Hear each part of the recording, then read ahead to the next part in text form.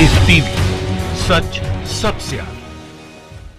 दोस्तों, मैं अब्बास हफीज हूं। बहुत दिनों से आप देख रहे हैं बीजेपी नेत्री कंगना रनावत को कि किस तरह से वो सुशांत सिंह राजपूत के मामले को अपने निजी हितों के लिए इस्तेमाल कर रही हैं, अपनी पॉलिटिकल पार्टी का जो इनका इंक्लिनेशन है उसके लिए इस्तेमाल कर रही हैं। हर रोज इनको लोग बेनकाब कर रहे हैं, पर फिर भी शर्म इनको आती नहीं है। वो महिला जो सुशांत सिंह राजपूत से जिंदगी मुंबई में रहने के बावजूद भी नहीं मिली, जिसने फिल्मों में काम करने से सुशांत के साथ मना कर दिया था, वो सुशांत के लिए लड़ाई लड़ने का नाटक कर रही हैं। अब इनका वास्ता पड़ गया संजय राउत साहब से, वरिष्ठ पत्रकार भी हैं, शिवसेना के सांसद भी हैं। उन्होंने इनकी पूरी हेकड़ी निकाल दी है। वैसे तो लड़ाई बहुत दिनों से चल रही है ट्विटर के ऊपर, फेसबुक के ऊपर, वो मैं आपको बताऊंगा, लेकिन पहले एक वीडियो क्लिप सुन लीजिए जिसका बहुत हंगामा है। आज संजय राउत साहब ने हरामखोर शब्द का इस्तेमाल क्या कर लिया, इन्होंने हंगामा खड़ा कर दिया है देश भर में। लेकिन संजय राउत क्यों अपनी जगह पे सही है वो बताऊंगा मैं आपको इस वीडियो क्लिप के बाद। पहले देखिए ताकि आपको समझ में आ जाए कि पूरा मामला क्या है, और इसके बाद आपको बताना बेहद जरूरी होगा कि कैसे सुशांत सिंह राजपूत को इन्होंने भी मीडिया से बाइकआउट करवाया था कंगना रनावत ने, जैसा अखबारों के माध्यम से जानकारी मिलती है। अब आप देखिए इसको। पहले वो लड़की ने जो बात किया वो कानून के रिस्पेक्ट है क्या? आप क्या वो हरामखोर लड़की की वकीली कर रहे हो, जिसने शिवाजी महाराज का अपमान किया है, महाराष्ट्र का अपमान किया है, आप उनके साथ आपके चैनल तरफदारी कर रहे हो। आपने सुना संजय राउत साहब ने एक शब्द का इस्तेमाल किया। शब्द का चयन गलत हो सकता है, पर यह शिवसेना की असली तेवर है। जो शिवसेना भाजपा के साथ जब थी वो दूसरों के लिए इस्तेमाल करती थी तो भाजपा को बड़ा अच्छा लगता था, पर अब भाजपा नेत्री कंगना रनावत को बड़ी तकलीफ हो रही है। पूरी भाजपा को तकलीफ हो रही है। वहां कादम साहब जो इनके विधायक हैं उनको तकलीफ हो रही है, बहुत ज्यादा परेशानी हो गई है। पर अब इनकी लड़ाई जो है वो शिवसेना इनको रोज एक्सपोज कर रही है, संजय राउत से हो गई है, और संजय राउत ने अच्छों को एक्सपोज किया है। कंगना ने असल में इससे पहले लिख दिया था किसी के बाप का नहीं है महाराष्ट्र, महाराष्ट्र उसी का है जिसने मराठी गौरव को प्रतिष्ठित किया है। और मैं डंके की चोट पे कहती हूं, हाँ मैं मराठा हूं, उखाड़ो मेरा क्या उखाड़ोगे। ये भी आप शब्द एक तरह से, उखाड़ो क्या मेरा उखाड़ोगे। इस पर संजय राउत जी ने कहा था महाराष्ट्र बंबई वासियों का है, मराठियों का है, मराठियों के बाप का है। इससे पूरा का पूरा मामला और आगे बढ़ गया था। अब संजय राउत साहब को इन्होंने कहा इनकी औकात नहीं है इंडस्ट्री के 100 सालों में एक भी फिल्म मराठा प्राइड ने बनाई हो। ये कंगना ने कहा, बीजेपी नेत्री कंगना ने। औकात, आप खुद सोचिए कितने अपशब्दों का प्रयोग इन्होंने किया, लेकिन दूसरे से बड़ी तकलीफ है। आगे लिखा, मैंने इस्लाम डोमिनेंट इंडस्ट्री में अपनी जान और करियर को दांव पे लगाया, शिवाजी महाराज और रानी लक्ष्मीबाई फिल्म बनाई। आज महाराष्ट्र के इन ठेकेदारों से पूछो कि क्या किया है महाराष्ट्र के लिए। आप सोचिए कितना झूठ बोलती हैं, कितने अपशब्द बोल रही हैं। औकात यहाँ इनका कहना सही है। संजय राउत ने हरामखोर कह दिया तो परेशानी हो गई। इन्होंने, इनकी बहन ने जो ट्विटर पे लोगों को गालियां दी हैं वो मैं आपको पढ़ के सुनाऊंगा, आपको समझ में आ जाएगा कि ये कैसी थी और ये क्या बनने का नाटक कर रही हैं। रंगोली चंदेल का तो अकाउंट तक डीएक्टिवेट किया ट्विटर ने गालीबाजी की वजह से। ये दोनों बहनें लेकिन अपने आप को बीजेपी के लोगों के अंदर बहुत ज़्यादा फैन बना लेती हैं, बीजेपी नेताओं का आइकन बना लेती हैं, क्योंकि ऐसे लोग बीजेपी को पसंद आते हैं। तो भाजपा नेत्री कंगना रनावत ने इस तरह से जब बात की तो इनको लोगों ने आगे एक्सपोज भी कर दिया है। वो जानना भी ज़रूरी है। और संजय राउत जी ने खामोशी से लिखा है, जय महाराष्ट्र, साथ में लिखा है, मेरी हिम्मत को परखने की गुस्ताखी ना करना, पहले भी कई तूफानों का रुख मोड़ चुका हूं।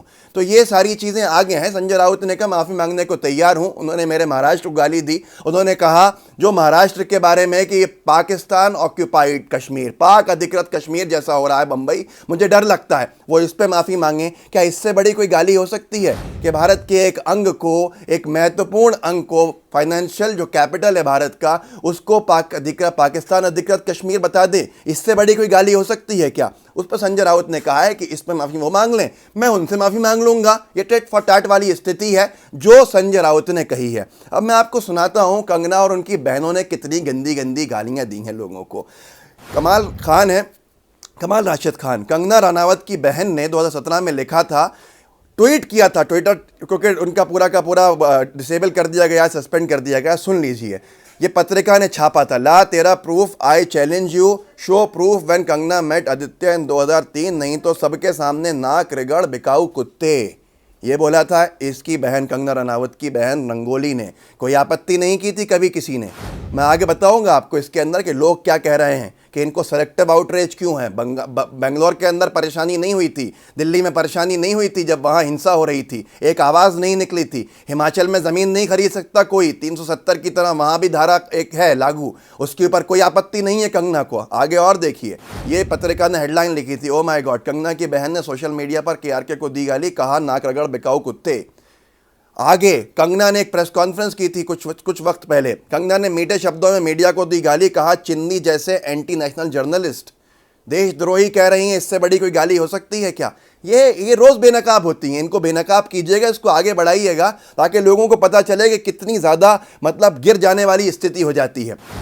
आलिया भट्ट ने गुलदस्ता भेजा था कंगना रनावत को जब इन्होंने नेशनल अवार्ड जीता था। उस पर कंगना रनावत की बहन रंगोली ने लिख दिया था ट्विटर पर, माँ बाप ने जिहादी पॉलिटिक्स की पूरी ट्रेनिंग दी है, आलिया भट्ट पर कंगना रनावत की बहन का हमला ये जनसत्ता ने छापा था। आप सोचिए, इससे बड़ी कोई गाली हो सकती है क्या?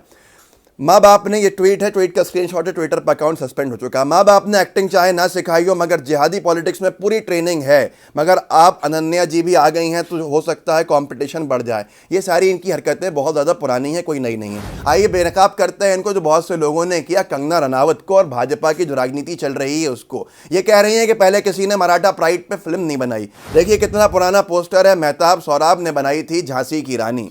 झांसी की रानी, ये पूरा पोस्टर है इसका, ये पुराने ज़माने का है। उसके बाद एक और व्यक्ति ने, RN फिल्म्स ने बनाई थी रानी लक्ष्मीबाई झांसी की रानी पे मूवी, ये पोस्टर उसका है।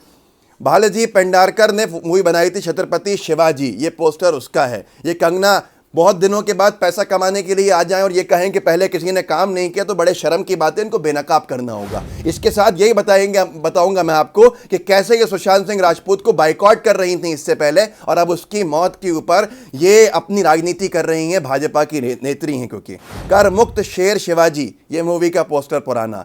उसके साथ एक व्यक्ति ने लिखा है ट्विटर के ऊपर, BG बिप्लॉग करके उनका नाम है, कि ये झूठ है, Hindi films on Shivaji and Rani Jhansi in Bajirao Mastani. 1962 में राष्ट्रवीर शिवाजी सुल्तान ने बनाई।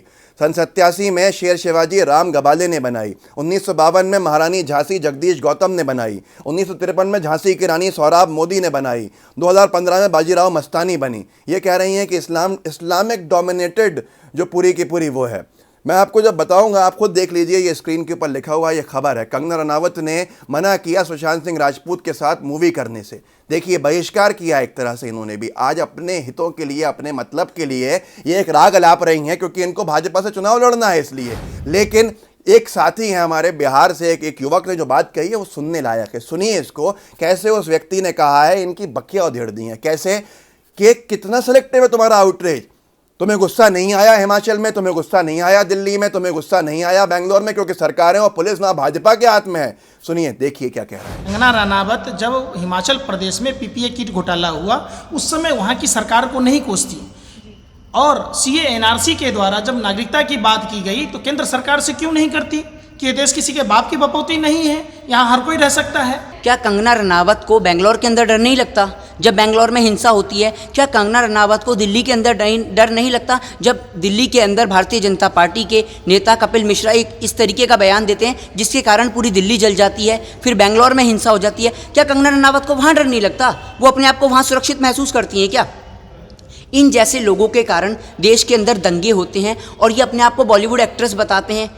प्रोड्यूसर के एक इशारे पर ये लोग सारा कुछ नाचने गाने वाले लोग आज देश के अंदर बता रहे हैं अपने आप को महफूज महसूस नहीं कर रहे। अगर ये लोग अपने आप को इस देश के अंदर महफूज महसूस नहीं कर रहे तो इन जैसे लोगों के लिए पाकिस्तान का द्वार खुला पड़ा है, ये लोग पाकिस्तान में जाके रह सकते हैं। तो लोगों देखिए इनकी असलियत है। आप मेहरबानी करके ऐसे फर्जी लोगों का बहिष्कार खुद कीजिए, इनको बाइकआउट कीजिए, इनको बेनकाब कीजिए। इस वीडियो को भी आगे शेयर कीजिएगा। इनकी सही बखिया उधेड़ी है। संजय राउत साहब ने अगर खुद गालियां दे लोगों को ठीक है, संजय राउत ने कह दिया तो इनका हंगामा खड़ा हो गया और अब इनका वास्ता पड़ा है उस व्यक्ति से जो बेनकाब करने के अंदर माहिर है। हमारे नए चैनल LTV को ज़रूर सब्सक्राइब कीजिएगा, नीचे डिस्क्रिप्शन बॉक्स में लिंक होगा, और लाइव TV का बेल आइकन दबा दीजिए ताकि नोटिफाई होते रहें आप हमेशा कोई भी नया वीडियो मैं डालूँ। तो जय हिंद, जय भारत। लाइव TV, सच सबसे आगे।